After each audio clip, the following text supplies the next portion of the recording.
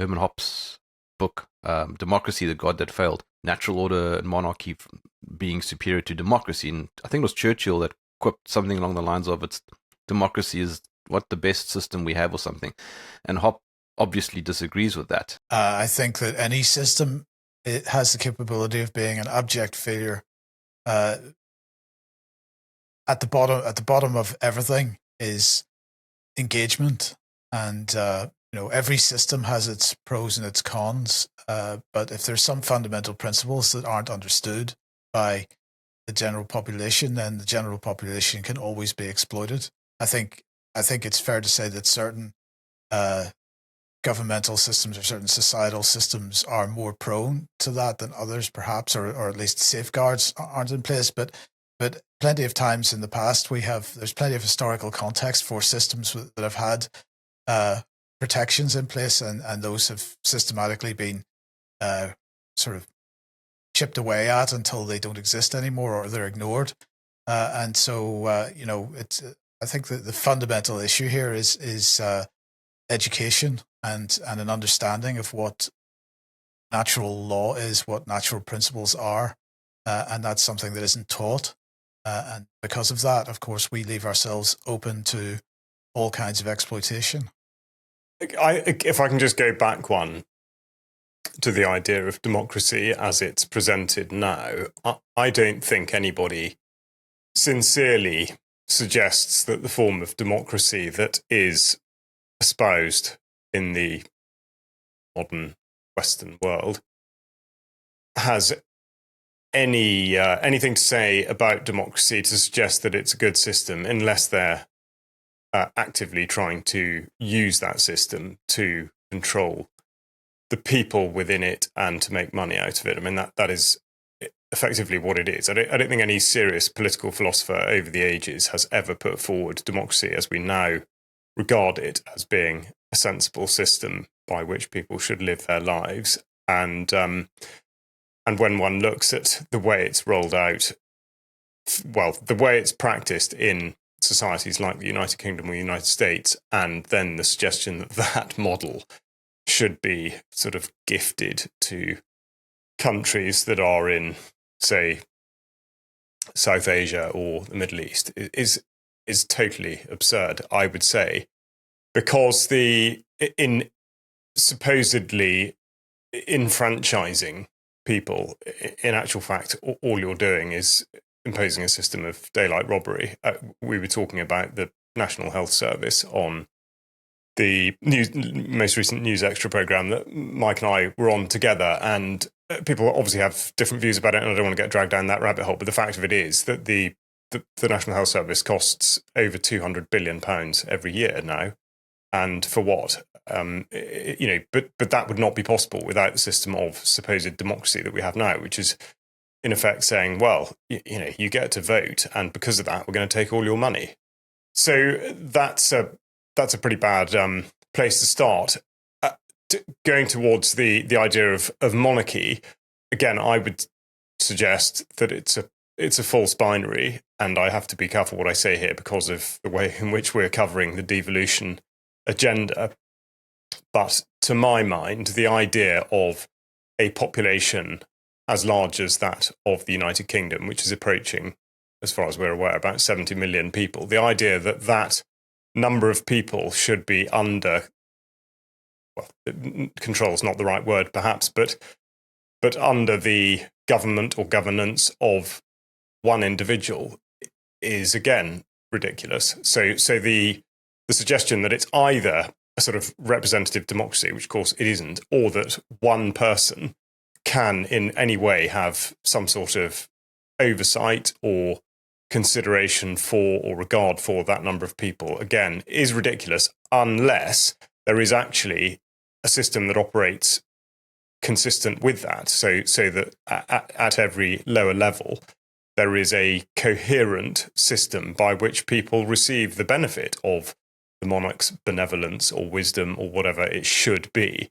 But of course, we don't have that. We have a monarch and then nothing, in effect. I mean, I know I'm oversimplifying and not actually factually representing the situation, but it doesn't correspond. So I think both systems have enormous problems, and loath as I am to bring him into the conversation this early, Yuval Noah Harari, Klaus Schwab's sort of jack-in-a-box academic bloke, he's written extensively and I would say quite coherently about some things, definitely not very coherently about others, but one of the things he talks about is societal groupings and the idea that 150 people represents the approximate maximum for having a structure within which relationships between people can work effectively without there being all the ills that are associated with democracy. So those are some of my thoughts on the answers that are presented, but I don't think any of them are actually answers. I think I'll just add a little bit to that if I could. So the United Kingdom, let's say Britain, is, and in fact others would even argue that it's not even Britain, that it's England, was never a democracy. It was a constitutional monarchy, and the role of the monarch is one of these instances where the role of the monarchy has been changed over the years and subverted, in fact, by the occupants of the role in many cases as well. I mean, if we look back through post Battle of Hastings history of England, actually there aren't too many kings or queens of England that we can say did a good job. Henry VII is one that I think did a good job. Queen Anne, while she lived, did mostly a good job.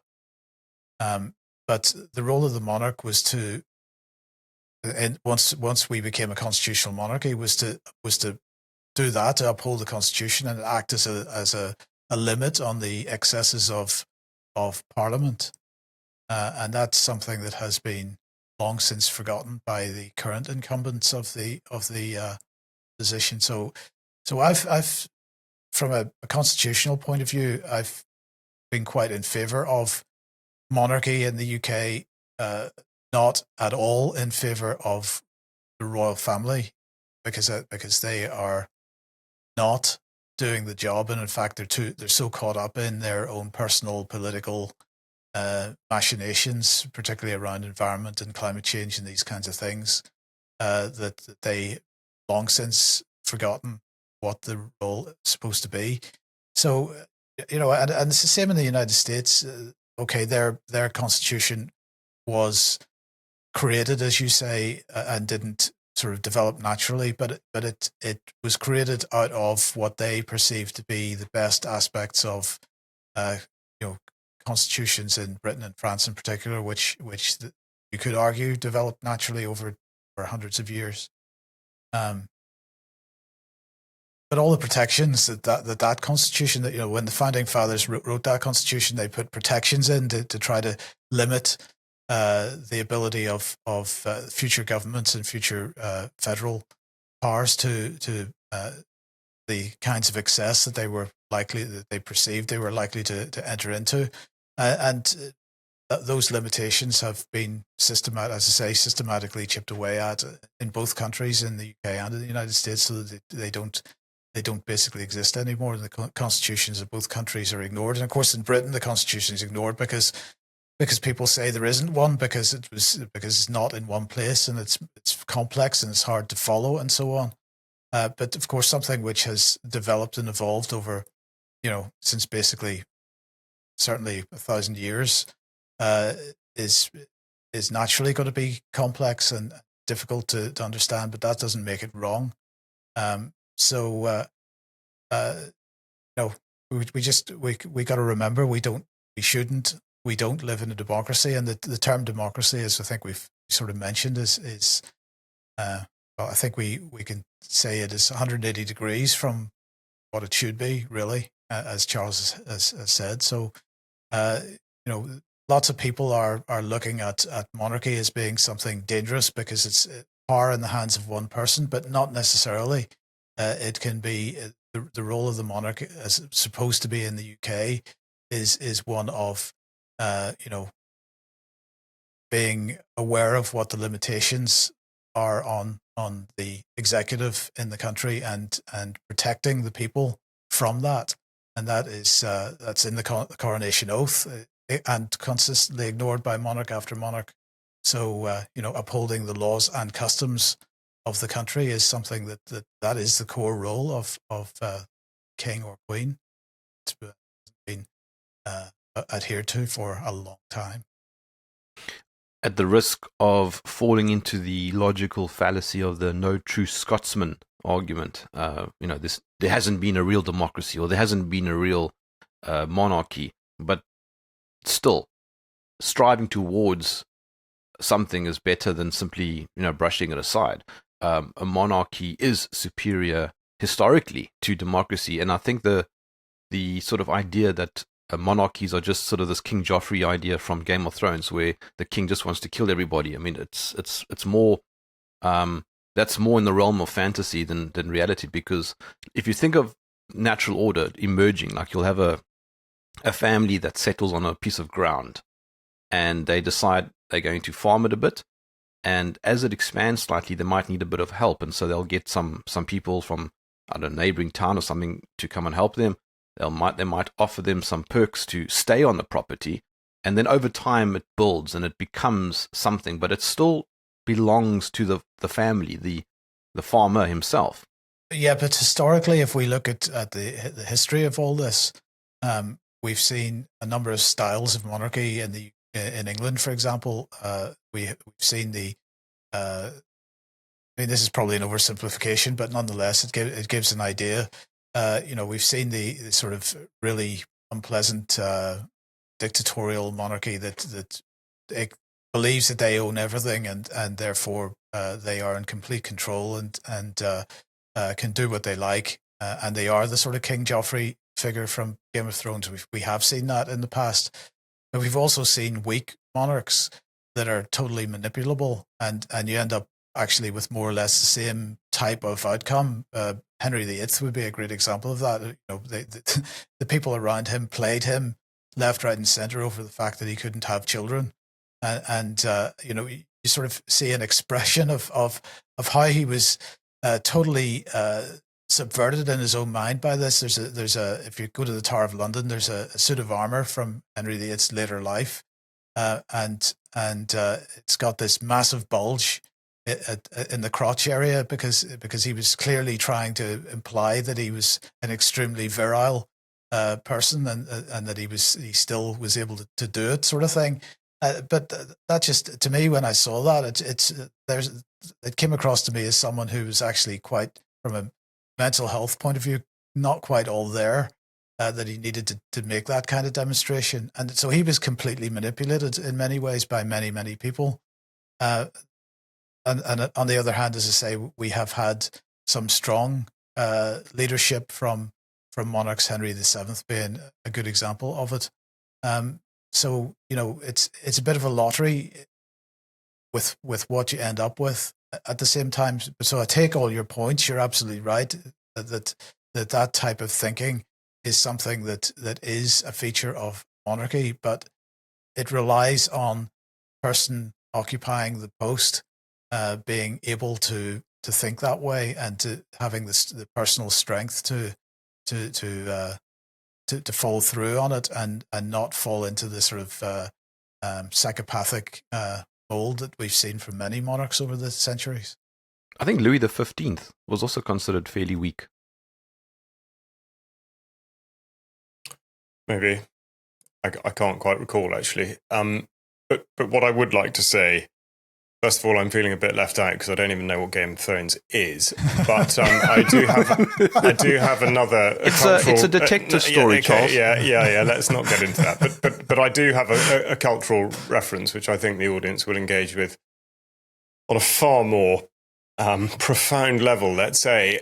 Now, I disagree with you. I don't think that that a monarchy or a monarch does in fact conform to the idea of the natural order. I don't think that a monarch does come naturally. And what I would like to do is go back, because you're specifically talking about property and land ownership and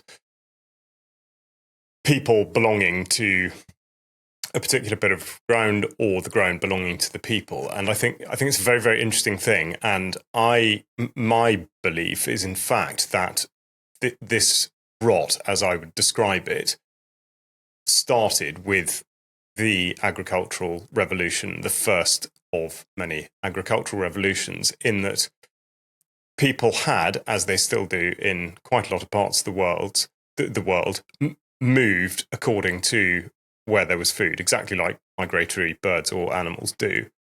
And there was no problem with that. And quite how it came about, obviously, I can't explain because I wasn't there. But what happened was that people who had existed on harvesting fruits and other things that were available at particular places at particular times, and otherwise off animal products, by and large, okay, I'm way oversimplifying, but taking advantage of what was there, were convinced that their lives could be different if they started to eat slightly different things, mostly grains. And I don't want to get drawn into some of the stuff that we've talked about in previous weeks, but if you look at where the human health, where we have concerns, it's very interesting to look back to the genesis of that in terms of agriculture being a system by which we control what we eat rather than the other way around. So there's that side of it, but what that means is that immediately you're creating an artificial system. You're trying to make land do something that it wasn't actually planning to do, and that persists today. And I think that's something that needs to be questioned. I appreciate we are where we are, and we do have a certain number of people that need food, and you can't just change overnight. So, but still, I do think to go back to the point at which this changed is incredibly significant, because the moment you do put people in the same place and ask them to try to exist in a particular way, then with that comes a loss of liberty and an ability to control. And it was exactly the same sales pitch then as it is now, which concerns productivity, which is, well, look, if you grow this stuff now, then you can produce a surplus. So okay, we'll produce a surplus, and then we'll produce more children, and then they will help us work, and then they consume the surplus, and you see where this is going, and it continues and it continues. And so, to get to my cultural reference, which I've been absolutely itching to get into one of these banter sessions, I'd like to quote Australia's premier philosopher, Michael J. Crocodile Dundee, because he's asked, when he takes Sue Charlton out into the bush in the first film, she asks him about all sorts of issues that he's concerned with, and he doesn't really have any axes to grind. And she says, okay, what about land rights? What about the Aboriginals' claim to the land? And he says, no, well, that's not how the Aborigines see it. They believe that they belong to the land. So the analogy he gives is saying, who owns the land would be like two fleas arguing over who owns the dog they live on. And I know that seems glib, but actually that goes right to the heart of it. And this idea that you can demarcate an area and say that it's yours gives somebody else the potential to try to muscle in or to use that as leverage or whatever it is. The point is that it's only from that you can enter into any kind of situation where monarchy can be proposed or suggested or to come about. Whereas if people were still largely migratory, nomadic, for example, you can see that clans and family groupings would develop, but there would be no need for anything more than that, because you don't need the structure, because you haven't constrained yourself by this rigid association with a particular plot of land and a particular way of life that you're trying to force onto the land rather than the other way around. I just think, I don't want to totally divert the conversation, but I just think it's a really important point to make, that we have gone so far down the track that we've sort of forgotten, in a way, when we're talking about the natural order, we have actually forgotten what the natural order really means. Well, let me ask you something about that then, because if we look at indigenous people in what is now the United States or Canada, and they live that way as well, but those clans eventually grew big enough that they ended up for centuries at war with each other over what? Was it over natural resources? Was it over the right to be on a particular piece of land at a time and get access to the animals and the fruits and so on, and they could get access to? So at that point, that once you're, is that not a natural? Was that not a result of natural progression, and therefore they had, their nations became larger than just family sized, and they ended up with a chief. So there seemed to be a natural development of a head of the equivalent of a monarch of the tribe, and the tribe is much bigger than a single family or a single clan. So does that not sort of suggest that the argument you've made is only correct up to a point? No, I'm sure it is, and I mean I certainly don't know enough about that period of history to be able to give an objective viewpoint on it, because one wonders what other factors, what other influences there may have been, which may or may not have been accurately recorded in history. And I think with any society that has in fact, any tradition of history, it's always very difficult to determine exactly what has brought about what. So I don't know is the honest answer, but no, I absolutely take the point that yes, you are right. There has of course been conflict, and I'm not suggesting that there wasn't, and I'm not suggesting that hasn't meant that there'd been larger groupings made. But I think still to go back to the point that that therefore a country, I mean, even then we're still talking about groups of people that by and large considered that they could go wherever they wanted to go, and if there were competition for the resources that were in that place, then that would result in conflict, and quite possibly, as you say, would result in larger groupings of people. But I don't know. It's a bit of a chicken and egg argument. But I suppose one thing that I've found fascinating, and I know this is different, it's absolutely not to the point, but I think if we look at a lot of the history of what we regard as tribes in Africa, and the way in which they have been either in conflict with one another or controlled or whatnot, that shouldn't be disassociated from the beginnings of the colonial period, where the initial control mechanism was exactly to manipulate and change the clan and family groupings in order to form what subsequently became known as tribes. So I think it's very easy to have a very sort of blurred view of that period of history. But as for North America, I don't know. Yeah, no, it's a very good point, and at what point any of this did start to change, I don't know.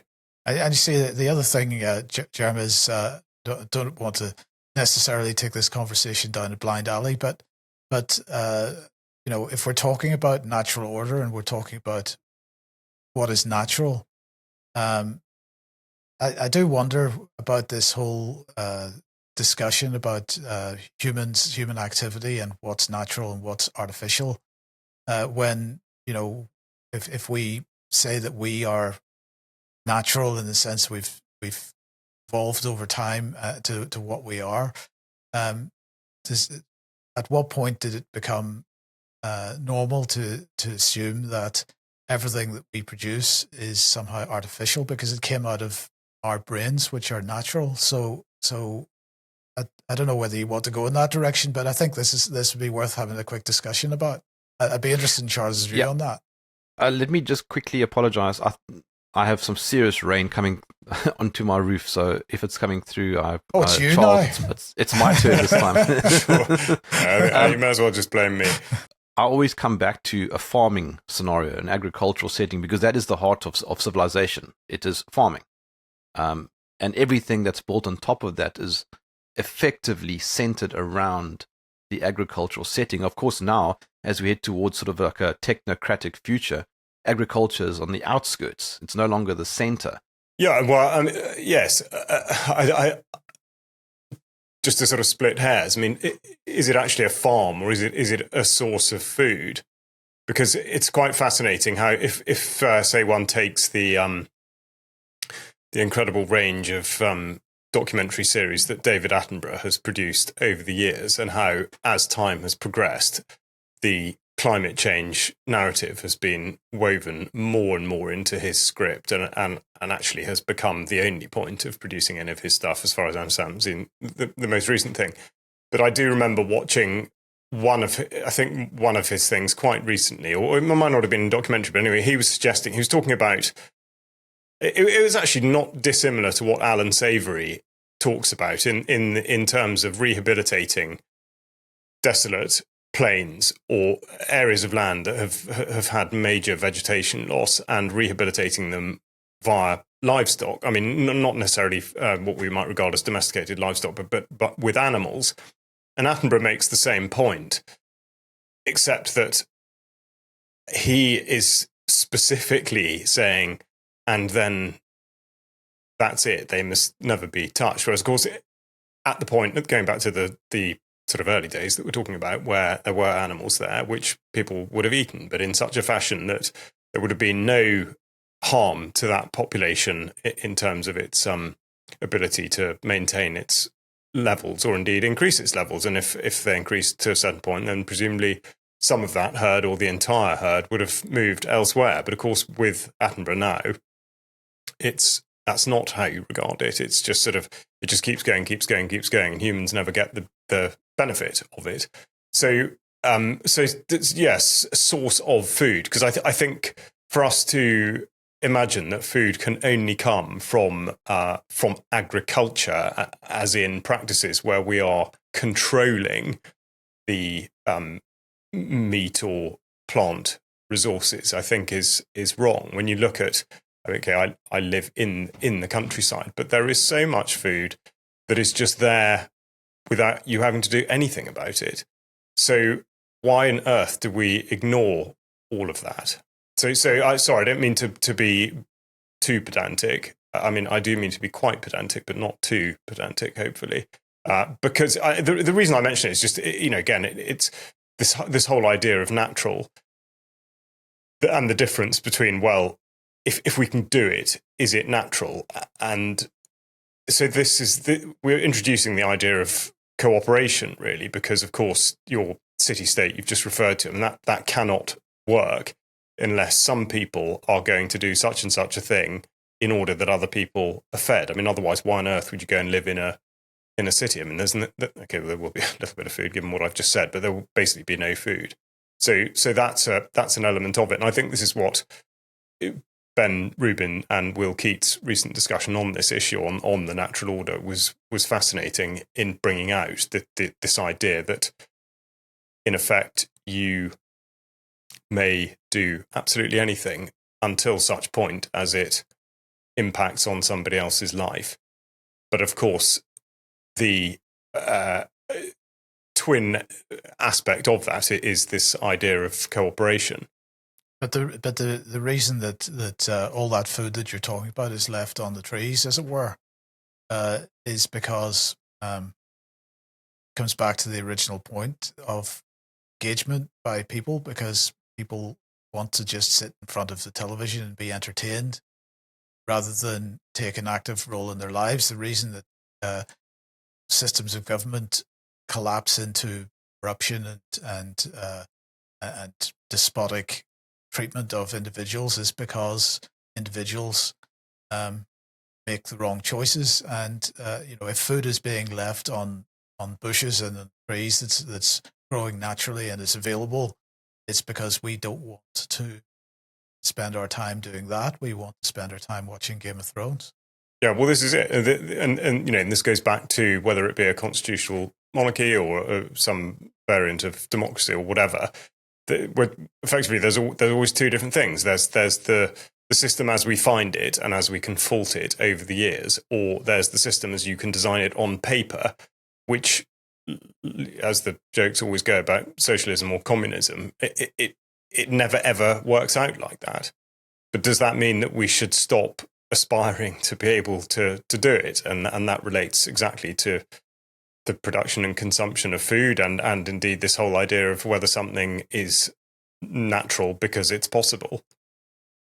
I mean, look, what Hop was ultimately arguing is that a democratic system is A, artificially designed and imposed, B, unsustainable because every democratic government becomes susceptible to being infiltrated, being bought, being manipulated, because the president doesn't have a long-term interest. He's only rent-seeking for 4 or 5 years or whatever. I think these are all fair points, and I think that that it certainly implies that if you accept those points, it implies that for the reasons you've just suggested, monarchy is superior to democracy. And I think one of the limitations of the conversation that we've had so far is that aside from the discussion of indigenous peoples, we have been focusing on Western leadership, and one country that we haven't considered so far, we're talking about big populations, is China. That society has up until the Cultural Revolution existed as an empire with emperors for thousands of years, very successfully, and not just as an empire that within itself, but a trading empire. And although Western financial interests from once the Silk Road got going, once certain financial interests from Italy started trying to take advantage of that trade, nonetheless, they were largely successful in what they were doing. But it was interesting that China clearly, as big as it was historically, decided that it didn't need to be any bigger, so they built a wall with a view of keeping people out. But of course, that also made it difficult for them to expand any further than the wall. So China is an interesting. I think that we should know much more about the history of China and how it's been governed over the years, and having a look at it. And I don't know enough about it, so I'm not going to try to wax lyrical about it. But something we should be looking at and seeing what the good aspects and undoubtedly bad aspects of that were over the centuries. I think that's a very good point. I was thinking about China also, and I think Japan. In fact, you're right. Some of the non-Western countries have very different historical structures of hierarchy, which is what you alluded to earlier, Charles, about culture playing a massive role. The whole world can't be run in the same way. That's absolutely obvious. I mentioned earlier Louis XV. I think it was Louis XVI who ended up triggering the French Revolution. And look at France now. But the French Revolution, it was really two revolutions. They had a revolution. It began as a revolution that was, in intent much more like what the American Revolution became, and then of course the Jacobin Terror took over the show, and we ended up with, France ended up chopping the heads. So you sort of hinted at this a few minutes ago. They chop the heads off anybody that had an intellect or a brain, and so you ended up absolutely with people that didn't really know anything about anything setting the rules, and so France, modern France and modern French bureaucracy is the result of that, and anybody that's spent any kind of time there knows how absolutely appalling that can be.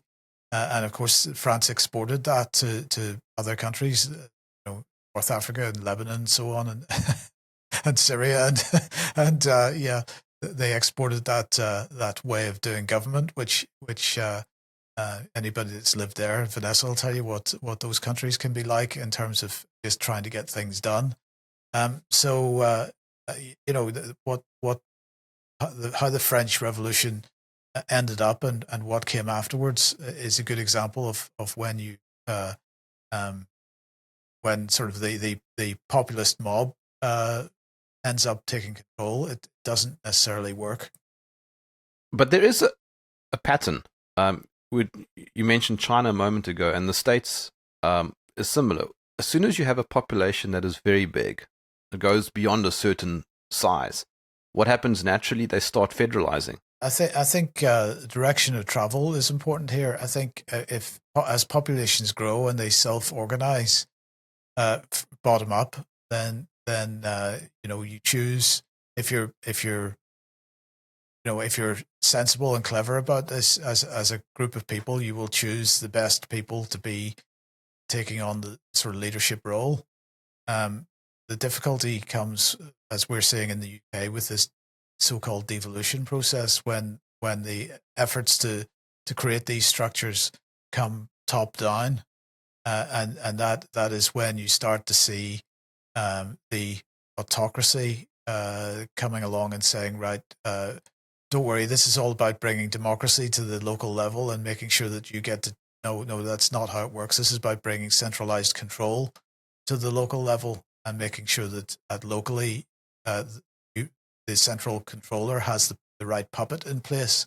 I don't know enough about the development of China to know if that's how those structures actually were created and what the effect on the ground is historically. That's something that I would like to know a lot more about. But I think that's an important distinction when we're talking about how federalized structures are created. Timing also is another factor. I mean, I can't remember if it was meant to be ascribed to one particular Chinese diplomat or whether it's just sort of the Chinese view. But the story goes, within the last couple of decades, a Chinese diplomat was asked at a state event, a state banquet, I think, in the UK.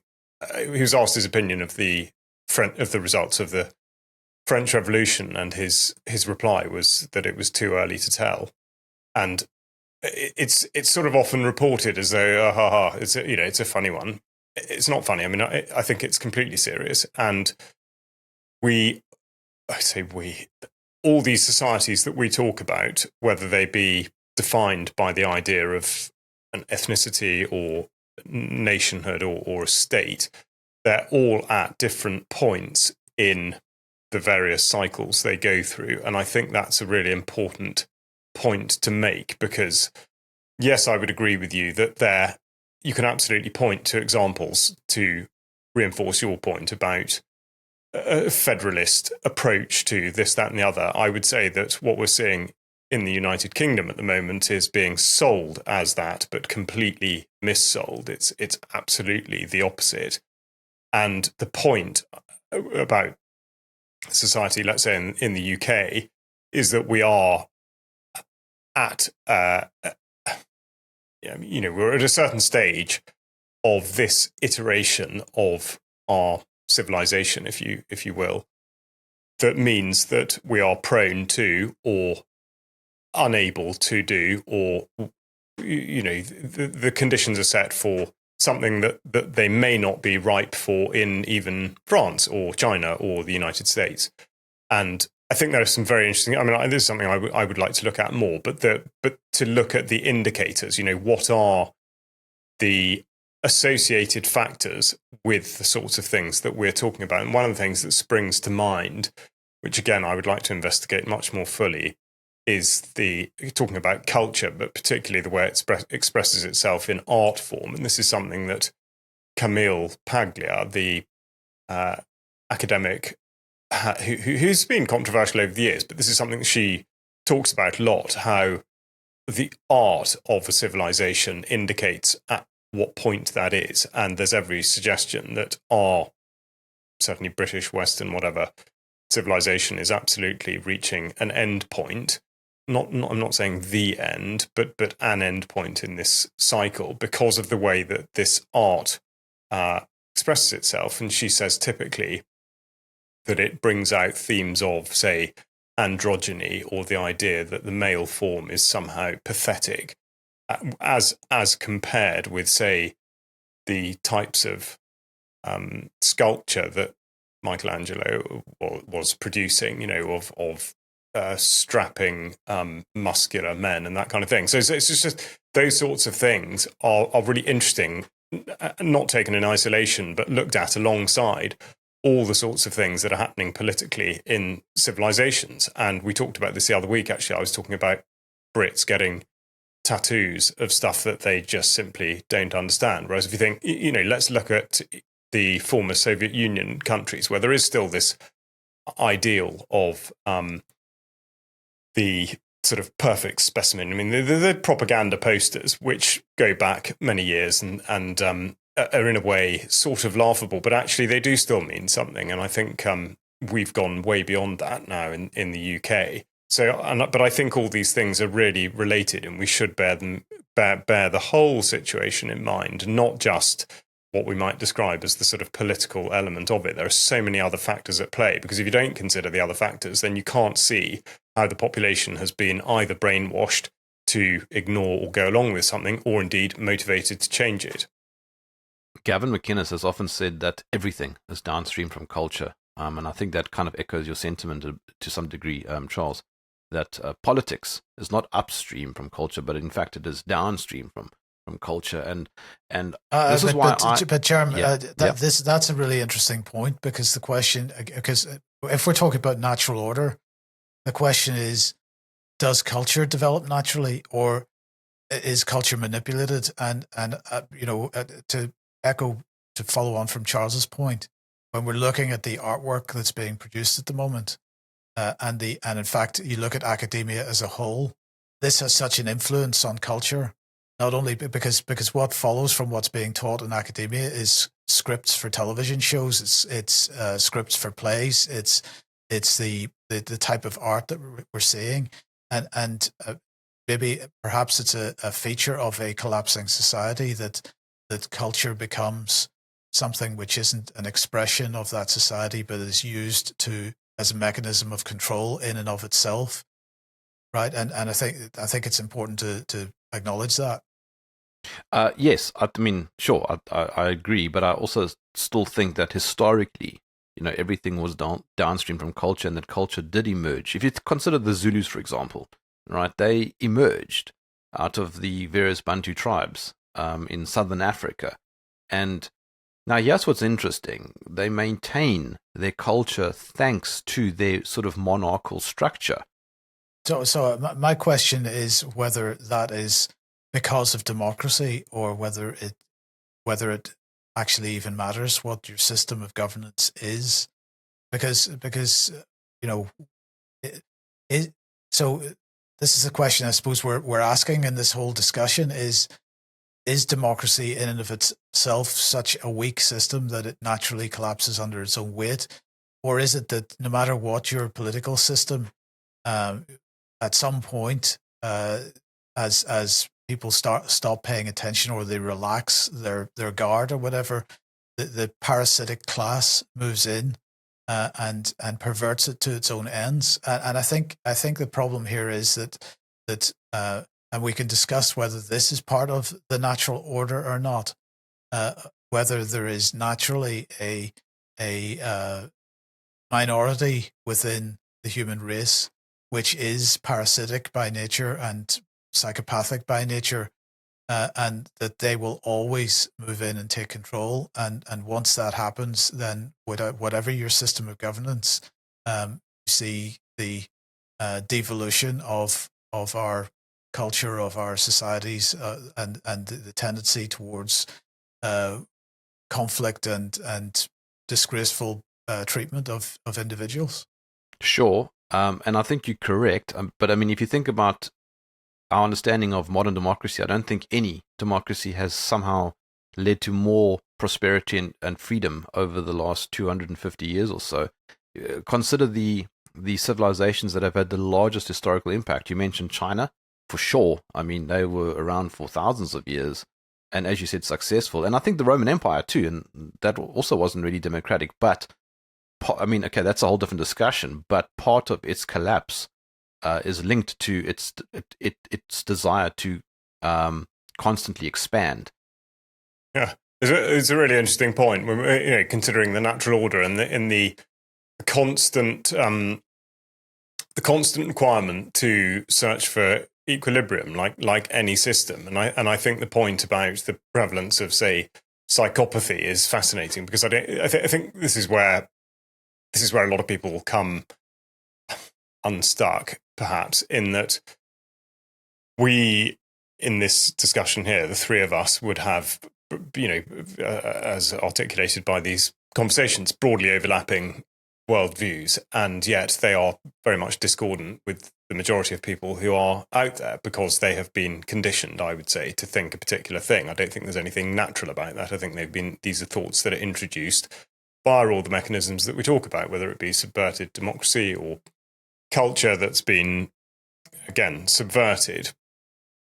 But there is a well-recognized, well-documented quota, let's say, of people in any society who have a tendency towards psychopathy. There are all sorts of other things, but I believe that largely human nature, if that's what we're going to call it, doesn't really change, and therefore there will be times where the equilibrium is upset because a certain force will be able to exert itself in an unchecked sense, but not all the time. And I think therefore what we go through is a constant process by which those things do eventually self-correct, which goes back to the point I'm making about timing, in that I would imagine that the system surrounding us in the United Kingdom, I don't mean this in an apocalyptic, in that sort of sense, but what I mean is that it will collapse at some point, and that's fine because something else will replace it, but we don't really know what that is yet. But I think we can be quite clear on why it's happened, because the number of people that want to behave in such a fashion as to create poor conditions for others in society, and they do unfortunately have the control, the will, and the means to do so. We're talking about the sort of the elite oligarchic class. Well, it doesn't really matter who they are, but the point is that the influence they have, I say, is absolutely disproportionate, and they shouldn't wield it, but they've been able to. But that will only go on until a certain point. Quite what will determine that, I don't know. But the we're going back to the natural order. For whatever reason, that does seem to be the way in which people express themselves across the entire spectrum of society. So there will be a point where that does sort of self-correct, and I think what we're talking about, whether it be going back thousands of years through Chinese history or anything else, that there will have been points all along the way where that will have happened. The same thing with the fall of Rome and everything else. So ultimately, greed, let's say, psychopathy, whatever, does burn itself out, or does cause that implosion. To what degree an awareness of that can mean that people can actively do something about it, or whether it has to just run its course, I don't really know. But I think it is absolutely observable. Isn't a great way of looking at it also, if you just take a step back and scale everything down, write down, how do you govern your home and your family and those who work on your property? I mean, that's the way I like to look at it. And then from there, you scale up. Yeah, to an extent. Although, I mean, I sort of go back to the let's say the prehistory of before we're talking about property ownership, land ownership, agriculture, whatever. This idea of conforming to somebody else's plan, will, whatever, I think only comes from a situation in which if you didn't conduct yourself in a particular manner, you would either starve or die, because there were obvious ways in which you dealt with a particular situation. And I think all you're talking about now is really just an extension of that, where there will be, in most cases, one person that has a vision and an understanding of how to avoid starvation and death at one end of the spectrum, but mostly to engender a system that is for the benefit of everybody. But it does need to conform to the sort of natural requirements, I would say, and the mental side of that, happiness and all the rest of it is clearly an absolutely enormous part of it. And that's sort of the struggle we have. If we imagine a life where every day is in fact a battle for survival, then you're not really at leisure to be considering all the sorts of factors that we do consider now. And therein lies a massive problem, a little bit like the whole idea of knowledge and even the very discussion we're having. I mean, people who would want to enter into a discussion like this or even listen to it are in a very, very small minority. I wouldn't have it any other way. I would not want at all to be in a position where you just don't even think about these things because they're just, that's you just go through life and it sort of passes you by and you just get what you get. I think that would be appalling, even if in considering these things you appreciate that the situation is not perhaps exactly as you'd have it. But yes, I think this is sort of what it goes back to, this idea of through cooperation and all the rest of it, we've achieved what is regarded as sort of development, but with that comes this extraordinary sort of slack in the system, and it's kind of what the heck do we do with that? And then that leads into let's have a monarch or let's have a democracy or all the other stuff that you wouldn't have had when it was just right. We need to go and get some food today. Yeah, but I mean, the point that I was making, I mean, I'm agreeing with you, but the point I was making is that nobody sits down and says, right, this is how we're going to run our household. It just naturally occurs. Yeah, sure. No, I mean, sorry, I wasn't trying to disagree. All I was doing was sort of harking back to a time where it's just, right, well, if you don't jump across the ravine now, that bear will eat you. And yes. I think that's how I tend to think of it now. Not so much with the ravines or bears, sadly, but yeah. Also, I just want to point out, because I'm fairly certain that somebody will mention this, but the anarchy or anarchist view of having no sort of governance structure, I used to think that. I just see it as silly now. I think it's just academic. It's what people think could work, but I mean, it doesn't happen in reality. Human nature needs hierarchy.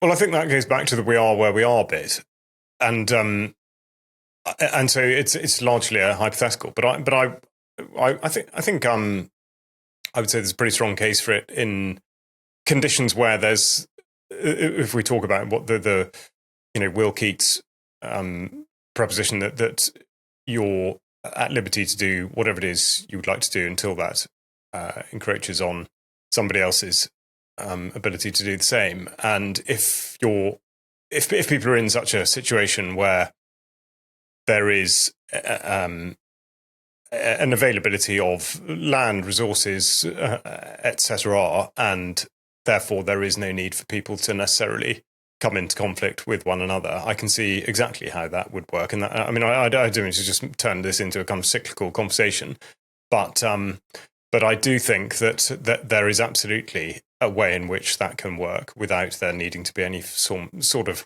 formal hierarchy. Because look what you've just described. You've just described a family unit working, having a natural hierarchy. Well, no, as you say, you don't draw some document up and pin it on the house notice board. You just do it. And that's sort of the way I look at it. So I think the terminology is confusing. I think people have this idea that anarchy and chaos are the same thing. That's not how I see it at all. No, exactly. They're not the same. So the trouble is, largely in this day and age, it is of course hypothetical. There are I mean, I can't speak of one off the top of my head, but there are definitely some societies in various parts of the world that do exist more or less on that basis, without there being a rigid structure and any idea of a sort of defined leader that must be followed. But yeah, they are few and far between, and that's because of all the factors that I think we've talked about. I think to a certain degree, what we have been discussing is slightly academic. I think that for whatever, my question at the end of the day would be, the reality of our lives at the moment is, 70 million people in the United Kingdom and whatever the populations of other major states are at the moment. That's how we're organized at the moment. What comes next? In the event that this democracy experiment has failed, which undoubtedly it has, how are we going to self-organize to keep ourselves in one piece? Because when societies collapse, that can be quite a violent act. Now, maybe that's part of the natural order. Maybe that's something that is required. I don't know, but I'm sure it's something that most people would prefer to avoid. I am most concerned at the moment that people are so demoralized and disengaged that actually they're just going to sit and wait to see what's coming. And I think that's the best policy. I think these kind of conversations are completely fascinating because I think they provoke all sorts of ideas and thoughts that we really should have, but largely don't. Sometimes they can be a little bit sensitive. Sometimes, of course, exactly like we say, they're very nebulous because we don't really know. We don't know what happened in the past, and we certainly don't know exactly what's going to happen in the future. I think in looking at the United Kingdom in particular, in what would be described as Western civilizations, Western democracies, I think, yes, for sure, there probably will be violent conflict in some places as these systems collapse. But I think actually probably to a far lesser extent than we imagine. And I think that is it. This is exactly what I'm talking about insofar as a system sort of implodes rather than explodes, because I think that populations now, the UK in particular, has become so weakened. This is sort of how we finished last week, but the actual condition of the humans that are operating within this system is so far below what it was that I don't think that sort of level of activity is really even possible. So either mentally or physically. So I don't think there'll be sort of catastrophic and cataclysmic results, but I do think that things will break to such a point where a new system must emerge, and what form that takes, I don't know. But it should. But I don't think that should be regarded as a negative. It should absolutely be a positive, because it does return to the idea of there being a natural order and there being a proper understanding of people having liberty, which by and large people just have no idea about. I'd very much like to see South Africa break apart into various kingdoms. I think we'll have a more successful future than we do right now. Yeah. But that's my personal view. Yeah. Okay, Charles, Mike, thanks for the discussion, for the banter. I'll catch up with you guys next week.